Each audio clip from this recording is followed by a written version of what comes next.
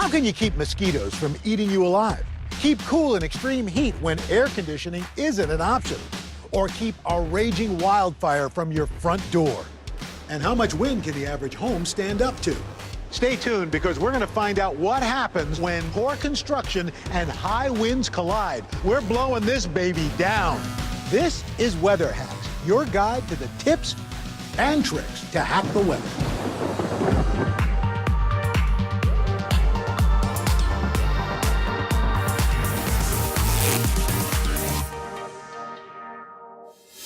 Thunderstorms, floods, hail, power outages, drought, bugs, wildfires.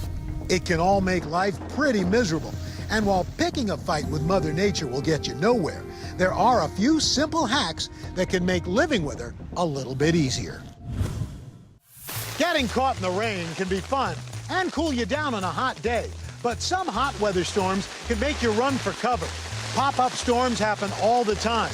They're tough to predict, and then all of a sudden, they stop on a dime. But you add lightning and thunder, and trees like these can become a major problem. Power lines put you out of commission for a while. So the question is, how do you know if it's safe to eat the food in your freezer?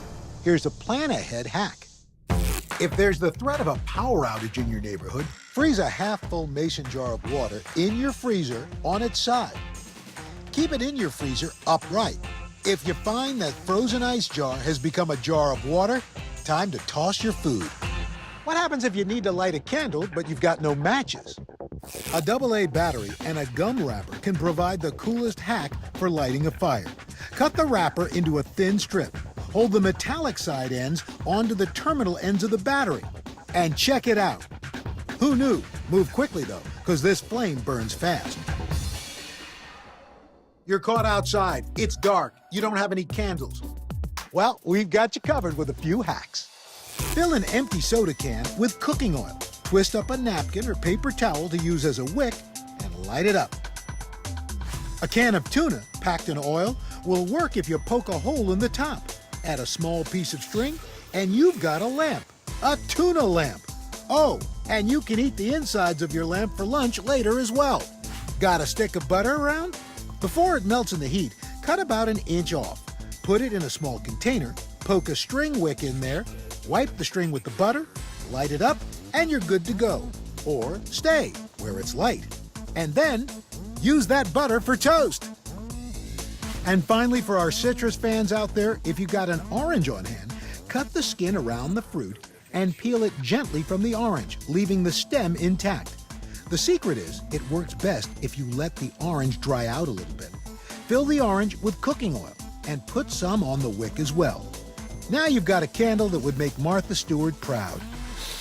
Ah, smells like oranges. It's kind of a no-brainer, but when the power's out, you can use your car's engine as a mini generator.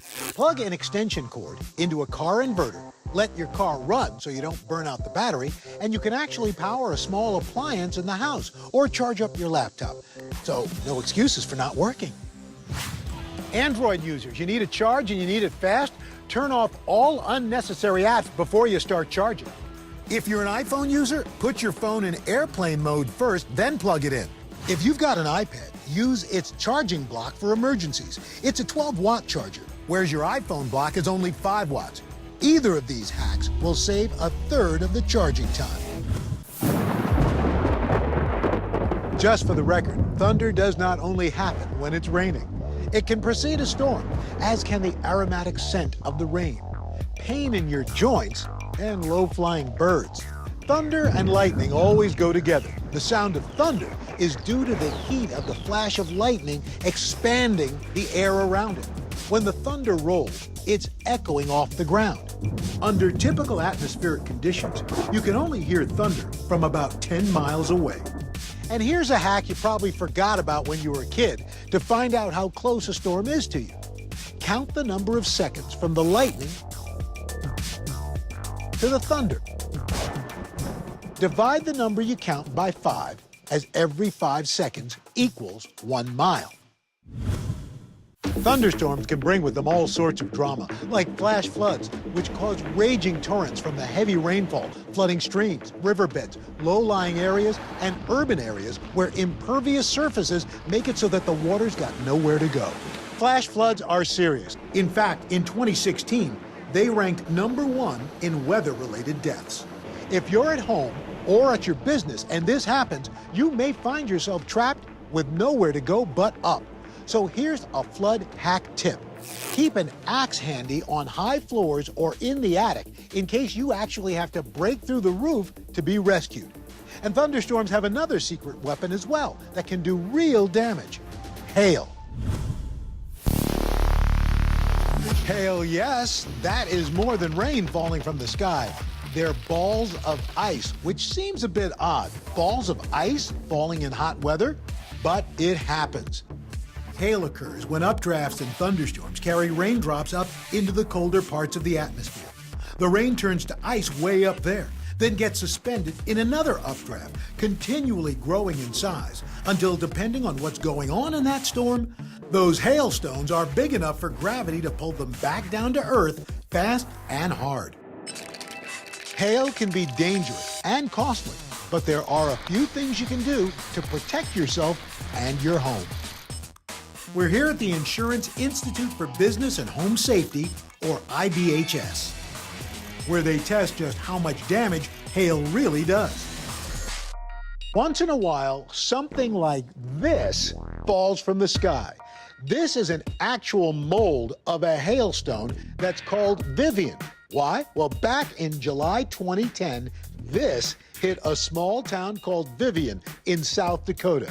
It turned out to be the largest recorded hailstone in history, measuring a whopping 8 inches in diameter, and it weighed in at nearly 2 pounds. And those 2 pounds could do a ton of damage.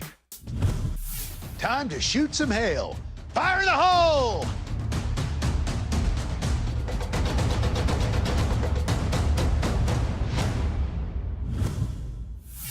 I'm here with Tanya Brown-Giamenko, and so you're the VP of Research here. You're actually a meteorologist. So basically, because you can't call up a hailstorm when you need one, you have to create it. Yes, that's correct. We use all of the facilities in the lab to be able to create realistic properties of hail and test products realistically using that hail. Hailstorms come every single year. They cost homeowners a lot of money, business owners. So we really want to make sure that we have products out there that can stand up to hail.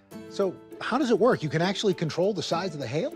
Yes, this machine will actually make hail of a bunch of different sizes, but it basically takes the data that we've collected in the field about real hailstones and allows us to mimic them here. So we can mimic shape, density, we can mimic the hardness of the stones. Let's fire it up. Let's see go. some hail. All right, here comes our first one. It's like a So 1.5 inch. machine. Look at that. Wow. This is 1.5 inches, so this is one of the pretty common sizes that you would find in a severe hailstorm. Now, at the different shingles, how fast would you fire these? For this particular size would be kind of in the range of about 60, 65 miles an hour, depending on the test. Can you make a bigger one? We can definitely make a bigger one. We can go up to 2 inches today. Ooh, let's see. So that would be this one. Okay.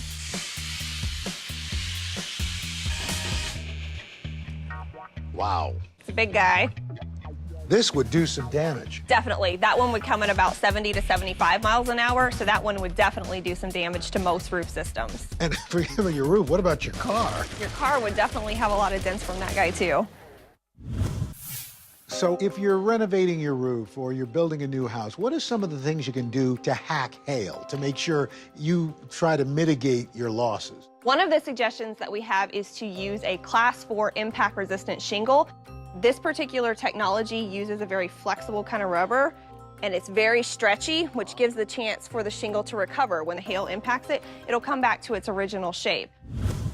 Stay tuned, because we're going to find out what happens when poor construction and high winds collide. We're blowing this baby down. Don't go away.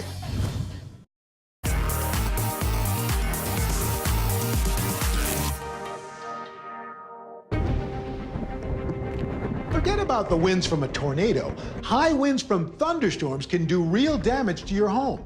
Here at IBHS, they're conducting an experiment. They've built this house to the highest construction safety standards, and then they turn on their huge fans. They've been testing how the house stands up to the wind. Now, what's interesting is they're taking structural safety features off, like anchor bolts and hurricane straps, piece by piece, just to see how important they are. These winds are only at 60 miles per hour. We're going to crank them up even higher. I'm out of here, and so is this house.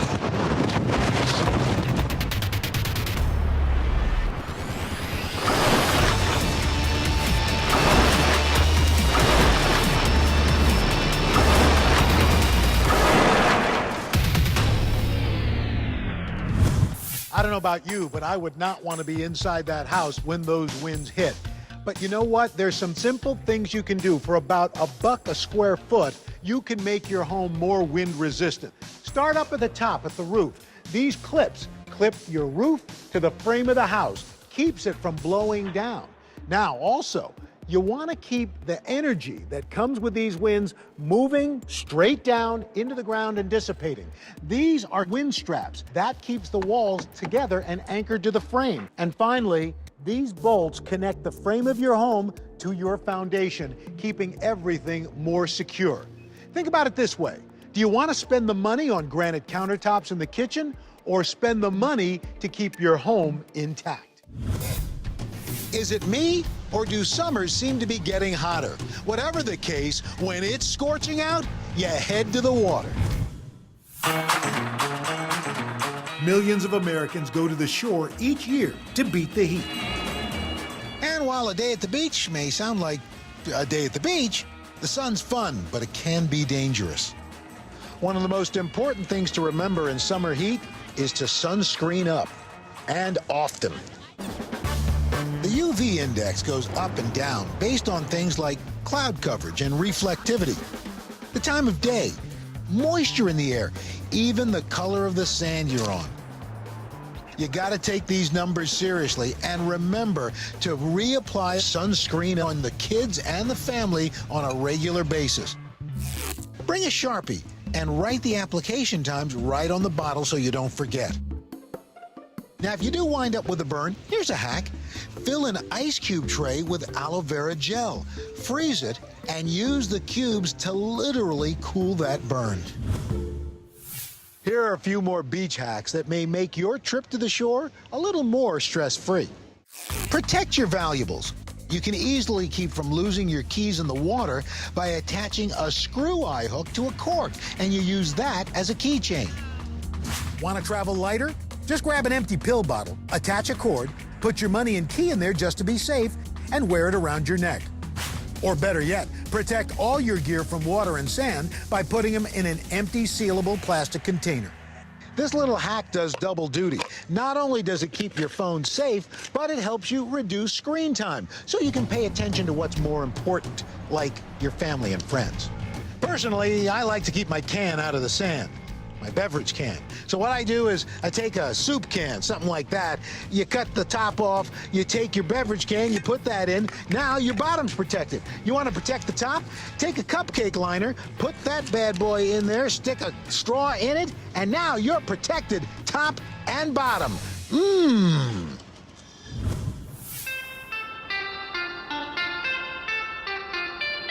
Bringing your little ones to the beach can be fun, but you want to keep them cool and contained. Dig a hole in the sand and use a shower curtain liner to make a little pool right by your setup. And keep the toys sand-free. Store them in an open laundry basket, and when the day's over, you just hose them down and everything's clean. Heat's hard on your children, so before you head out to the beach, give your kids a craft that will help them keep cool. Cut pieces of colorful sponge into shapes. Help them string them into a necklace and make a beach lei out of sponges. Then dip that into cold water. It looks cool and they're cool. I mean, really cool.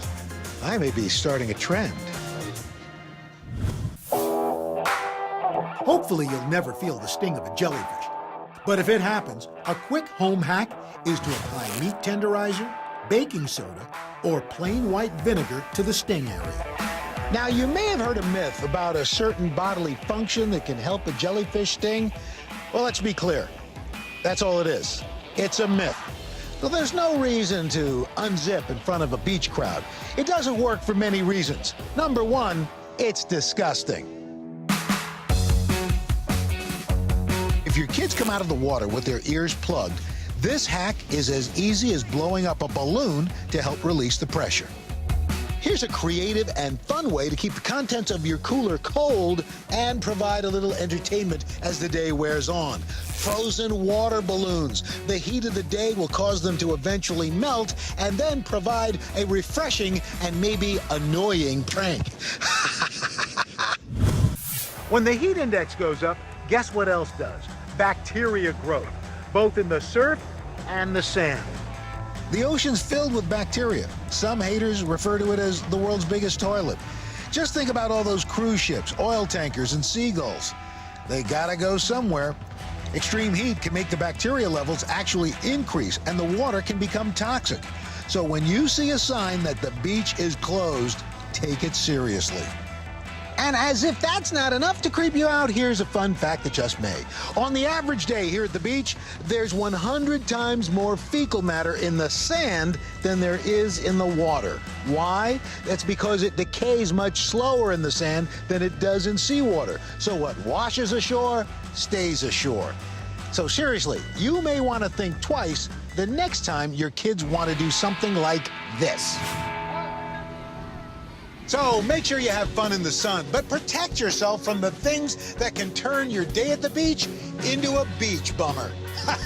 Beach bummer, get it? Surf's up, baby! Oh, these hot weather hacks just keep getting nuttier. We've got a friend, we've got a truck, we've got a tarp, I've got a hose, you've got a pool.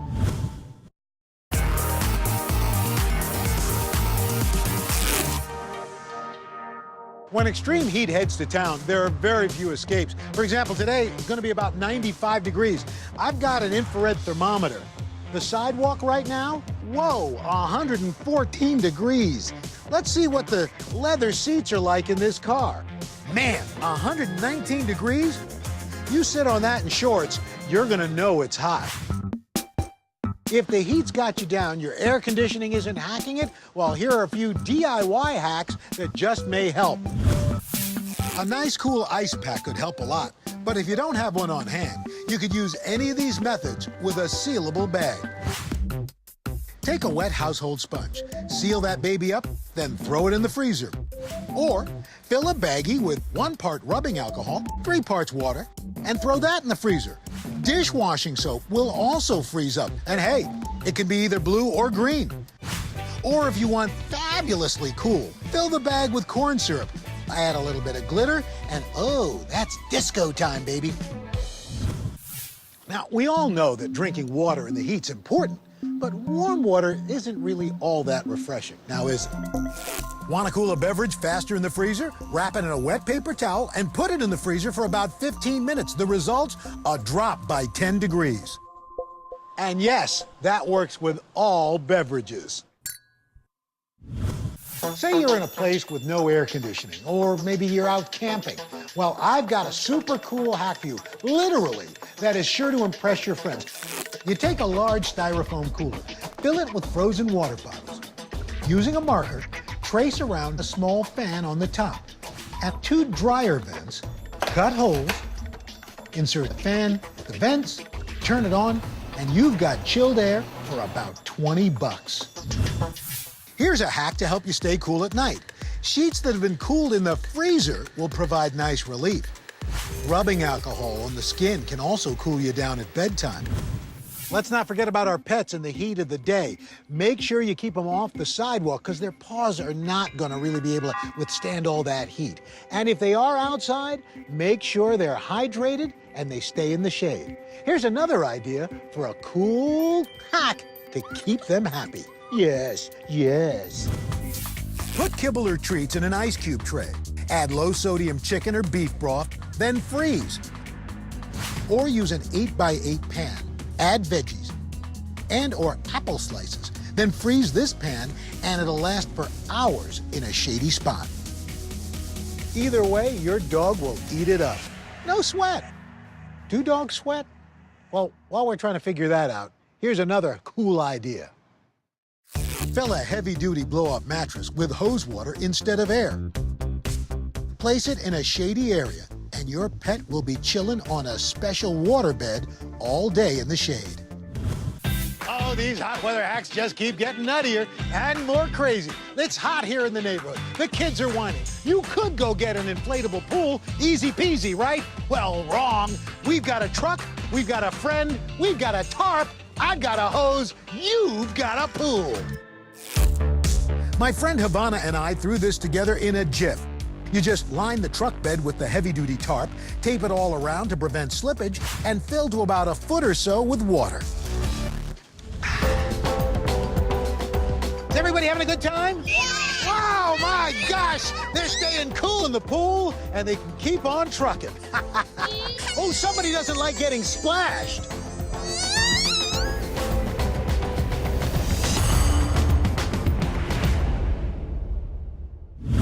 Smack, whack, hack. Bugs got you going crazy this year? Well, coming up, we've got a few hacks to get them to buzz off.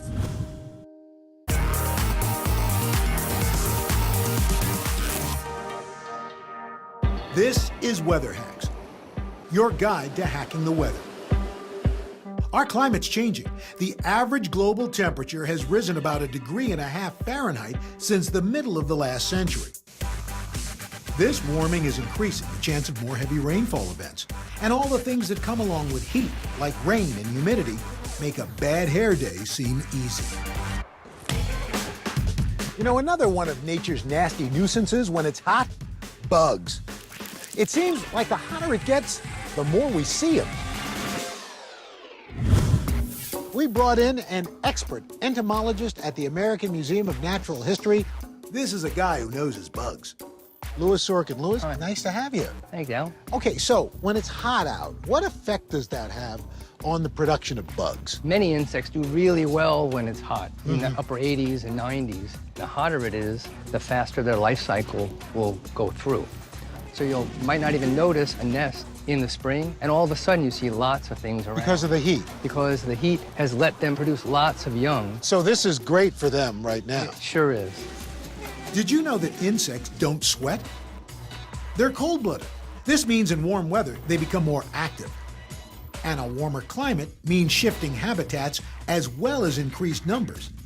If the winter isn't so cold, insects emerge earlier in the year.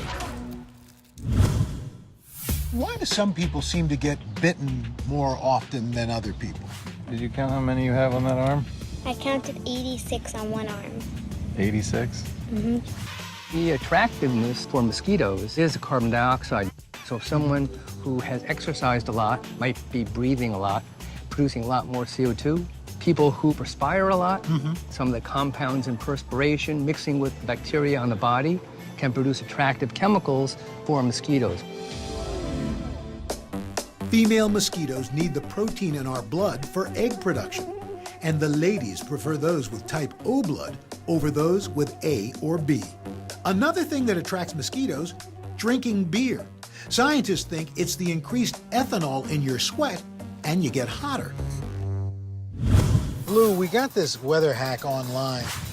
To trap mosquitoes, we got a liter-sized soda bottle. Cut that in half. Put some hot water and mixed it with brown sugar. Let it cool, and then topped it with a little yeast. Then taped it together like this. We put it out last night and got nothing. It doesn't seem like we've collected anything. Yeah, it doesn't work quite well because producing carbon dioxide from the yeast, but carbon dioxide would have to build up to an enormous amount to actually come up through this opening to attract them.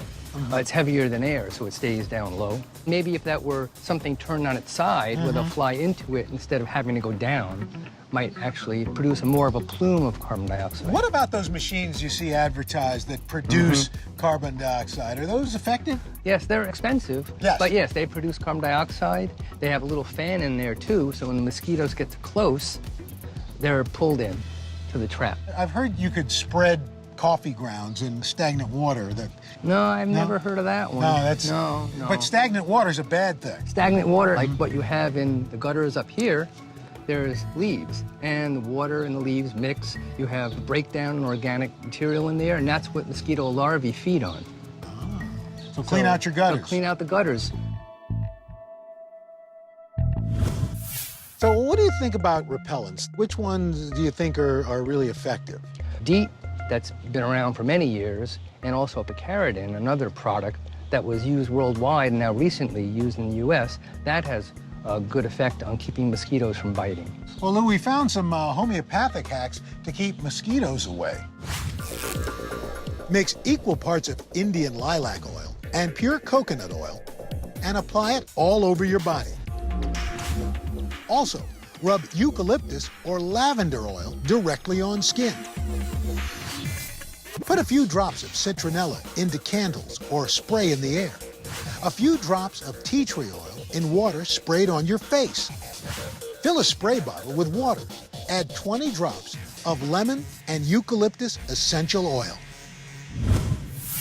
Now, what about ants? Well, most of the ant species are actually beneficial, and they're predatory. They'll feed on other insects. Lou, are there things you can do around the house to, if not repel them, at least not attract ants? Depends on the ant species, but excessive moisture around a house will attract a lot of ants. Also, people will keep wood for fireplaces next to a house. That's not good for carpenter ants. They'll cause structural damage. Oh, that's not good either. No. Okay, say you've got an ant invasion inside the house. Here's a hack that's going to stop them right in their tracks. Sprinkle cinnamon wherever you see the ants hanging out. Or you can use cinnamon essential oil if you want to be tidier. Just dip a cotton swab in it and draw a line. They will not cross. Now, let's talk about flies. Is there anything you can use to trap house flies? Well, fly paper. I mean, my grandmother had this, so it hasn't works. changed. It still works. In fact, some of the companies even put pictures of flies on it to get the flies to think they're more flies and they're attracted to it. I love that. Aside from fly art hanging from your ceiling, here's a newer age hack to keep those buzzing bugs at bay. Cut a lemon in half, stud the fruit with whole cloves. Flies hate lemon and flies hate cloves. We hate flies. Everybody wins. If you have garbage and rotted food, yes, they're attracted to that. You also find them on dog feces, and that's where they're going to lay their eggs. Enjoy your breakfast. Some folks swear by this next hack. Put 4 pennies in a plastic bag filled with water and then tape that over your door. Supposedly, the light refraction off the water keeps the flies away. Bees. They're great for honey, but yet, you know, getting stung is no fun. Bees start up in the spring. In later summer, you have lots of workers from individual hives. And they're all busy, as a bee, collecting pollen and nectar, bringing it back, and putting honey in there for storage. Is it true bees are attracted to certain colors? Light colors will attract bees, and certain scents, perfumes may definitely attract bees. If and when a bee stings you, there's a lot going on. The bee leaves behind a venomous toxin that can cause you pain and other symptoms. And if you're highly allergic, this can actually be life-threatening, so make sure you get treatment. For most of us, though, it just stings, literally. So get the stinger out immediately, as the venom continues to release for up to 10 minutes after you're stung. Maybe you can take solace in the fact that even though you're about to face a few uncomfortable days, the bee is dead. Whether you're stung by a bee or a mosquito, here are some itch relief hacks that really work.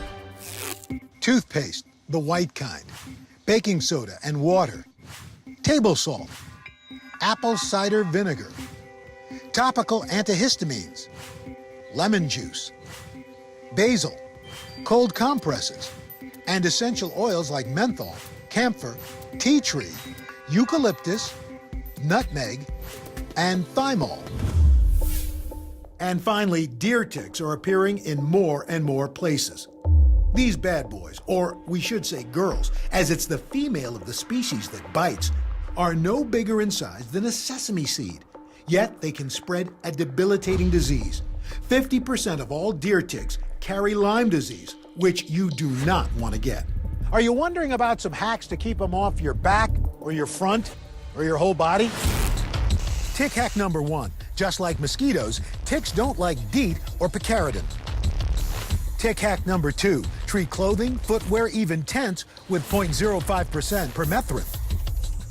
Tick hack number 3. Kill those suckers immediately after you come inside by throwing all your clothes into a dryer on high heat. That'll teach them. So you get a tick, you find a tick when you come back from outside. Any hacks on getting the tick off? Well, there are a lot of the bad ones, which are Vaseline or flames or a hot match, but maybe not a lit match. All those really don't work, but make the tick throw up and disengorge into you, so that's not right. The best way is to get a fine point forceps or a curved fine point forceps, and you grasp the mouth parts close to your skin as possible and slowly and steadily pull that tick out. That's all there is to it. Lou, thank you so much. Thank you. We'll be right back. You see what I... Yeah. Did you know that driving on a flat tire can cause a devastating fire? Or that a few little floating embers can cause you to lose everything? Coming up, we'll show you how state-of-the-art testing is helping to protect you and your home.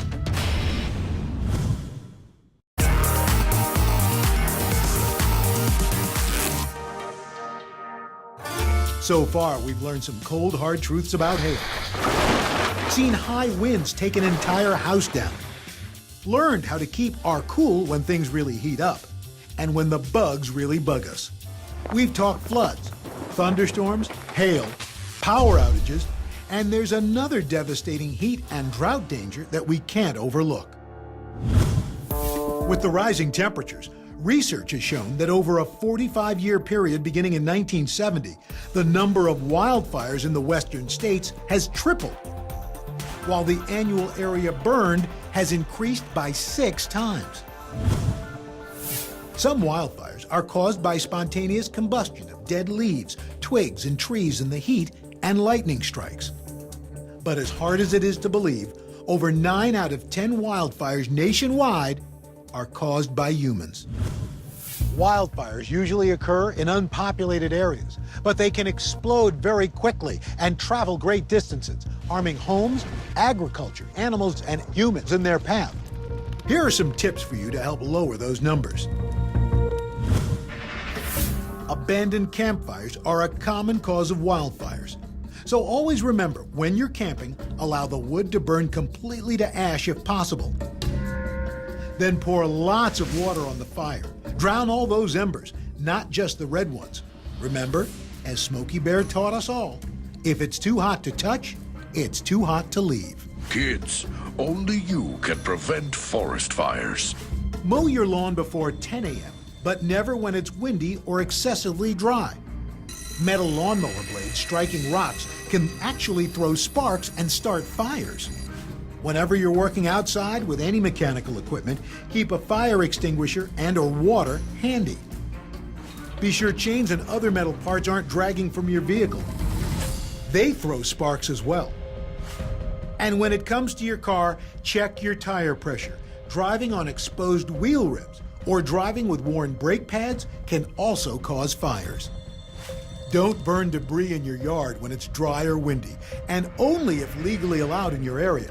Keep burn piles small and manageable, and always stay by your burn pile, fire pit, or campfire, and make sure you've got a water source nearby. So what do you do if a wildfire is coming for you and your home?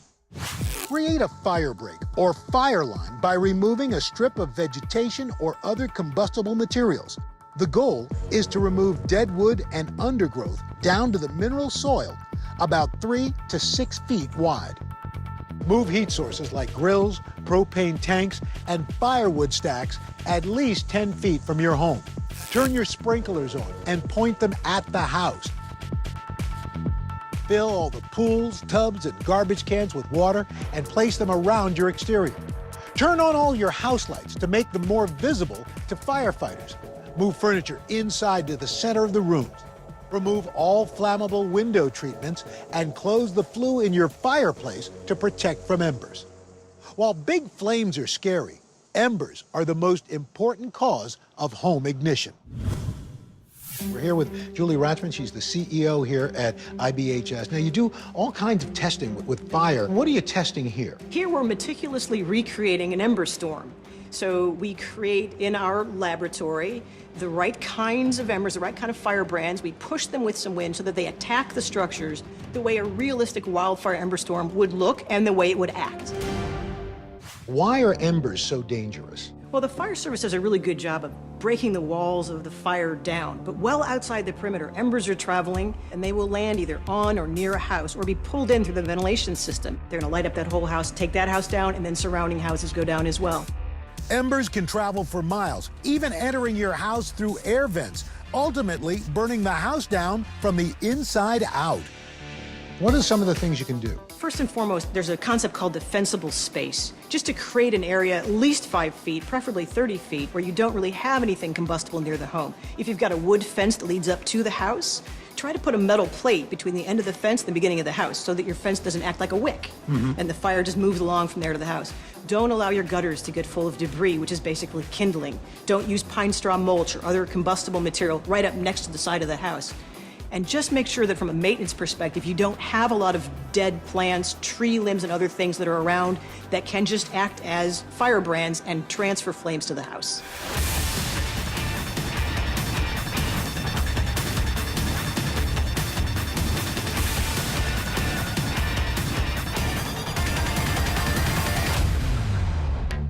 The time to prepare for this isn't when the wildfires are approaching. You need to do these precautions, these weather hacks, long before. Any weather hack related to a wildland fire has got to be done well in advance, because by the time the fire is in your neighborhood, it is too late. At that point, you should be concerned about life safety, not property safety. Julie, thank you so much. Great information. And of course, the most important weather hack of all is when the authorities tell you to get out. Get out. When it comes to hacks of any kind, there's one tool of all trades that I'll bet we've all used at one point or another. You might want to stick around for what it is.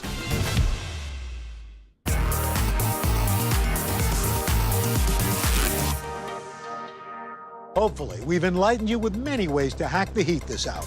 But we'd be remiss to not remind you that when it comes to most hacks, a hacker's best friend is always a roll of duct tape. Its uses innumerable. Who wouldn't love to meet and thank the guy who invented this? What if I told you it wasn't a guy at all? If you thought duct tape was just for ducks, where have you been? This stuff is used for everything from fashion to function to art to emergencies. It's been used by everyone for everything. It was even put to good use in space, when the astronauts of Apollo 13 had to fix an air filter. You know what happened? The Velcro came unbonded. We probably ought to get a piece of tape on those. And when the guys on Apollo 17 had to repair the lunar rover, it was literally a lifesaver. Not bad. We gotta take a picture of that fender if it works. And the glorious story of this venerable worldwide and beyond must-have is one of an unsung hero named Vesta Stout. Yes, a woman invented duct tape. And if not for her great-granddaughter unearthing the story, we might have never known. Back in the 1940s, Vesta Stout was a mom with sons serving in the Navy during World War II. Doing her part for the war effort, she went to work at an ammunition packing plant. After noticing that the paper tape used to seal the boxes of ammo wasn't durable enough to do the job, she came up with the idea of a cloth-based waterproof tape. The tape would save valuable time on the battlefield, which would in turn save many lives. When she sent the government her idea, they blew her off. So Vesta did what any other concerned mother would do. She wrote a letter to the President of the United States. In the letter to President Roosevelt, whom she addressed as friend, she sketched out a diagram of the ammo box tab issue and appealed to the president. As a father of servicemen, now your son My son, our neighbor's son, has to pull this tape off, she wrote. And it worked. President Roosevelt sent the letter on to the War Production Board, who enlisted Johnson & Johnson to produce the tape. To make it, they used 3 materials: natural rubber adhesive, a medical gauze-type cloth, and the waterproof plastic tarp backing. For Vesta's efforts, the War Production Board rewarded her with a lovely letter of recognition and asked her to send on any other ideas she had as well. Folks in the military loved the product so much they found so many uses for it. And when they came home, the housing boom began. And what started out as duct tape, because it was made from a cotton duck fabric and was water repellent, like water rolling off a duck's back, it became a handy tape for installing heating ducts. And that's when it became known as duct tape. So whether you call it duct tape or duct tape, we still have a loving mom named Vesta Stout to thank. Well, Vesta's family now gets the credit she deserves. I, for one, am going to start calling this Vesta tape. No? No? All right. Well, here are a few duct tape hacks for the rain and heat. You can make a super strong rope by twisting 3 pieces of duct tape together. Waterproof your hiking boots, or just add extra insulation by wrapping the boots, leaving no leaks in, yes, duct tape. Kind of a pain to get off, though. Create a shelter by duct taping a plastic tarp between 2 trees. It'll help keep you out of the rain. Need to build a fire quickly? Rip small pieces of duct tape and ball them together. Actually makes great tinder. Get rid of a nasty splinter. Ouch! Oh, it's gone. And check this out. Need a bucket? Find a cut log. Around one end, wrap a layer of duct tape sticky side out. Then wrap a layer over that, sticky side in. Make a handle, and voila! Works for a makeshift dog water dish as well. Refreshing. And let's not forget the crafty things your kids can do. Grandma's gonna love these. And then, of course, there's always the popular bathing suit hack. Yes, people have made bathing suits out of duct tape. Taking it off, ooh, talk about bikini wax. Ouch! Thank you, Vesta. And on that note, we'll say goodbye. Thanks for watching, stay cool, and that's a wrap.